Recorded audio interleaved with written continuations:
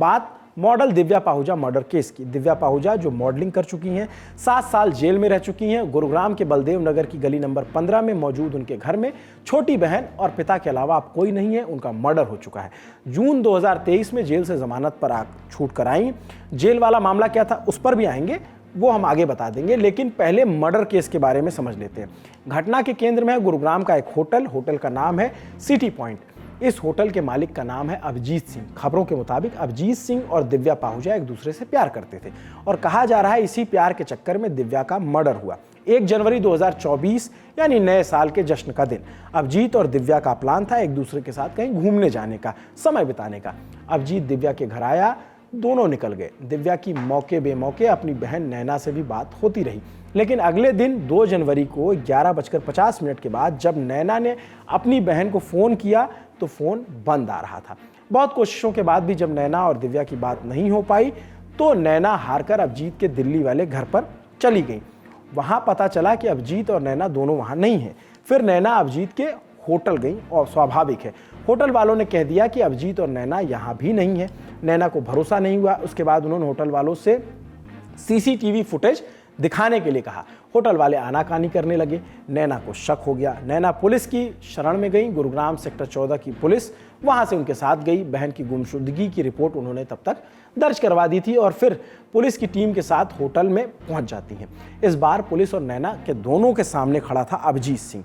उसने पहले किसी को कोई जानकारी नहीं दी, न संलिप्तता की बात कही और ना ही उसके दिव्या के यहाँ होने पर। फिर पुलिस ने होटल में छानबीन की और तलाशी शुरू की तो दिव्या की अंगूठी, blazer, debit card, pan card बरामद हुए। कुछ सामानों पर और कुछ जगहों पर खून के धब्बे मिले। पुलिस का शक अब गहरा चुका था। उन्होंने सीसीटीवी चेक किया। पुलिस बोल रही थी, जो सीसीटीवी में दिखना जरूरी हो गया। अब जब पुलिस ने बोला तो होटल वालों की मजबूरी हो गई, उन्हें सीसीटीवी फुटेज दिखाना पड़ा। सीसीटीवी देखते ही पुलिस के होश उड़ गए। 2 लोग एक लाश को कंबल में लपेटकर एक कमरे से दूसरे कमरे पर ले जा रहे थे। पुलिस ने मौके पर अभिजीत को हिरासत में ले लिया। उसने दिव्या की हत्या की बात कबूल ली। फिर उसने अपने 2 सहयोगियों का नाम लिया। कौन थे वो सहयोगी? होटल का रिसेप्शनिस्ट ओम प्रकाश और सफाई कर्मी हेमराज और ओम प्रकाश। अभिजीत ने पुलिस को बताया कि दिव्या के पास अभिजीत के कुछ न्यूड फोटोज और वीडियो थे। अभिजीत उसे डिलीट करने के लिए कह रहा था, लेकिन दिव्या उसके बदले पैसा मांग रही थी। 2 जनवरी के दिन अभिजीत के होटल रूम में बैठे थे। फोटो डिलीट करने की बात हुई तो डिलीट करने से मना किया। अभिजीत ने दिव्या का फ़ोन लेकर खुद फोटो डिलीट करने की कोशिश की तो दोनों में झगड़ा हुआ। गुस्से में अभिजीत ने उसे गोली मार दी और अपने सहयोगियों ओम प्रकाश और हेमराज को बुलाया। खबरों के मुताबिक इन दोनों कर्मचारियों को अभिजीत ने 10-10 लाख रुपए दिए ताकि लाश को उठाकर अभिजीत की BMW कार में रखा जा सके। तीनों आरोपी अब हिरासत में हैं। अब ये तो रही क्राइम की कहानी, लेकिन किसी क्राइम को साबित करने के लिए इकबालिया बयान, वीडियो फुटेज से कहीं ज़्यादा चीज़ों की दरकार होती है। मसलन मर्डर वेपन, लाश की पोस्टमार्टम रिपोर्ट, विसरा रिपोर्ट और तमाम चीज़ें। और ये सभी चीज़ें मिलाकर मर्डर की कहानी को कोर्ट में साबित किया जाता है तो ही चार्जशीट दायर हो सकती है और तो ही आरोप तय हो सकता है। लेकिन अब लाश ही नहीं मिल रहा है तो मजबूती से मामला टिकेगा कहाँ, सवाल ये है। इसको ध्यान में रखकर पुलिस ने दिव्या की लाश खोजना शुरू किया, क्योंकि अभिजीत ने सारी जानकारी पुलिस को दे दी, लेकिन उसने अभी तक ये नहीं बताया कि लाश को कहाँ ठिकाने लगाया था। लाश की खोज में सबसे पहले होटल के बाहर के सीसीटीवी फुटेज को देखा गया। इन कैमरों में BMW कार पंजाब की तरफ जाते हुए दिखाई दी। पुलिस ने अंदाजा लगाया तो लाश पंजाब की ओर जाकर खोजना शुरू किया। जब खोजबीन हुई तो पटियाला में एक नहर के पास पुलिस को कार बरामद हुई। कार में खून के निशान मिले, लेकिन लाश फिर भी नहीं मिली। लाश अब भी पुलिस खोज रही है और यहाँ पर पुलिस से हुई है भारी गलती। 5 जनवरी की सुबह जब खबर आई तब होटल सिटी पॉइंट में पुलिस हत्या की जांच कर रही थी। लाश उस समय होटल में ही थी, ऐसी जानकारी मिली है, लेकिन पुलिस को पता नहीं चला। खबरों के मुताबिक इस होटल में अभिजीत ने कमरा नंबर 114 हमेशा अपने लिए बुक कर रखा था, लेकिन वारदात वाले दिन अभिजीत और दिव्या कमरा नंबर 111 में रुके। मर्डर के बाद ओम प्रकाश और हेमराज ने लाश 114 में ट्रांसफर कर दी और पुलिस 111 नंबर वाले कमरे की तलाशी करके वापस आ गई। यही पुलिस से हो गई भारी गलती। पुलिस मर्डर में एक अहम सुराग मिस कर चुकी है और इसके बाद लाश को ठिकाने लगाया गया और वो लाश अब तक पुलिस को नहीं मिली है। हमने इंडिया टुडे के क्राइम पत्रकारों से इस पर बातचीत की, पूछा दिव्या पाहुजा की लाश क्यों नहीं मिल रही है और लाश तलाशने के किन एंगल्स पर पुलिस ध्यान दे रही है। सुनिए क्या जवाब मिला। देखिए, दिव्या को लेकर लगातार पुलिस की जांच आगे बढ़ रही है। ये कहा जा रहा था कि दिव्या का जो शव है वो पंजाब की किसी नहर में फेंका गया है। इससे पहले यह भी खबर आई थी कि उसका जो शव है वो BMW कार जो कि आरोपी से संबंधित थी उसकी डिक्की में है। जब पुलिस मौके पर पहुंची, कार को रिकवर किया तो वहां से तो शव नहीं मिला। ऐसा माना जा रहा है कि हो सकता है कि आरोपी अभी भी बरकरार रहा हो। नहर की जहां तक बात है कि पुलिस की एक टीम वहां पर पहुंची है, गोताखोरों की मदद ली जा रही है। वहीं दूसरी तरफ इस मामले में लगातार जांच, ये कहा जाए गुरुग्राम से लेकर और पंजाब तक जुड़ गई है। यानी करीब 250 किलोमीटर का ऐसा स्ट्रेच है जहां से आरोपी भागे थे, यानी BMW कार को लेकर भागे थे। और दो चीजें इसमें अभी तक साफ हैं। एक बार उन्होंने कहा कि डिक्की में जो है वो शव हो सकता है और दूसरी बार कहा कि नहर में फेंका गया है। क्या कोई तीसरी भी वजह है, तीसरी जगह भी फेंका गया है? इसकी तफ्तीश अभी जारी है। हालांकि पुलिस इसलिए खुलकर ज्यादा नहीं बता रही है क्योंकि आरोपी बार बार बयान बदल रहे हैं। ऐसे में पुलिस सबसे पहले डेड बॉडी को रिकवर कर लेना चाहती है ताकि पुलिस का जो क्लेम है डेड बॉडी रिकवर हो जाएगी तो जाहिर तौर पर मामला जो है काफी पुख्ता हो जाएगा और एक एविडेंस पुलिस के हाथ लगेगा जिसके आधार पर यह कहा जा सकता है कि पुलिस आगे आरोपियों को कन्विक्शन इस पूरे मामले में लीड करा सकेगी। अब यहीं पर एक और कहानी सामने आती है गुरुग्राम के गैंगस्टर संदीप गडोली की। वो कौन था? दरअसल जब दिव्या की मौत की तस्दीक हुई तो उसकी बहन नैना ने आरोप लगाए कि संदीप गडोली की बहन और उसके भाई ने ही दिव्या को मरवाया, उसका हाथ है। ऐसा क्यों?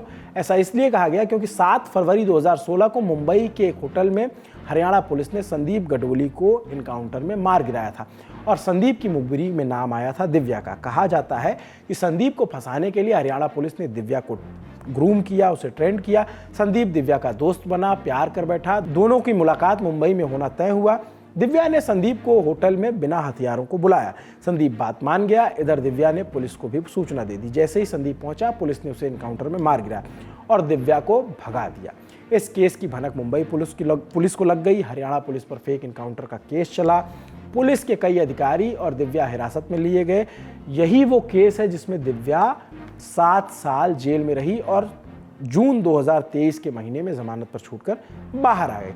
तो क्या सच में संदीप गडोली की हत्या के इंतकाम में दिव्या का कत्ल किया गया या फिर जो त्वरित घटना हुई उसमें उसे मारा गया? जवाब पत्रकारों से सुनिए। देखिए, दिव्या के बारे में मैं आपको बता दूं, दिव्या वो लड़की थी करीब 20 साल की जब थी उसका संदीप से रिलेशनशिप हुआ और एक वक्त ऐसा आया कि उसने संदीप के बारे में ही मुखबरी कर दी।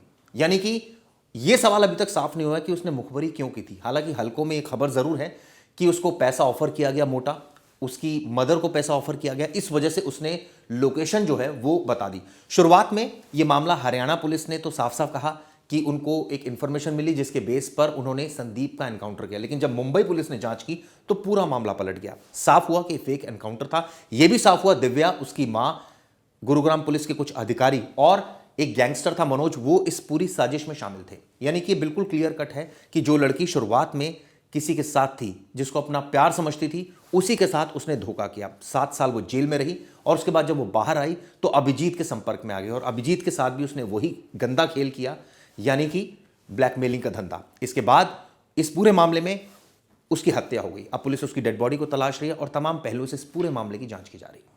इतनी सारी जानकारियां सामने आने के बावजूद हरियाणा पुलिस की जांच किस दिशा में आगे बढ़ रही है, इसको भी आपको जानना चाहिए। देखिए, पुलिस की जांच चूंकि अभी बहुत इनिशियल स्टेज पर है, सबसे पहले इंपॉर्टेंट इसमें एस्पेक्ट यही था कि आरोपियों को गिरफ्तार करने का। दरअसल आरोपी इसमें बड़ा ही एक तरह से कहा जाए कि फिट ऑफ रेज में मर्डर किया गया। आरोपी इतना डर गया था, यानी अभिजीत, कि वो ये तक भूल गया कि जहां से वो डेड बॉडी डिस्पोज ऑफ कर रहा है वहां पर तो सीसीटीवी लगे हैं और सारी उसकी हरकत सीसीटीवी में कैद हो गई। उसने खुद ही सबूत आसानी से पुलिस को दे दिया और पुलिस के लिए केस क्रैक करना बहुत आसान हो गया। लेकिन अभी भी 2 पहलू इस पूरे मामले में सबसे अहम है। इनफैक्ट शुरुआत में तो 3 पहलू थे जब गाड़ी भी नहीं मिली थी, अब गाड़ी मिल चुकी है, लेकिन अभी भी 2 पहलू हैं। यानी एक पहलू डेड बॉडी का मिलना और दूसरा पहलू इस मामले में जो पूरा सीक्वेंस ऑफ इवेंट है वो रिक्रिएट होना, उसका मोबाइल मिलना।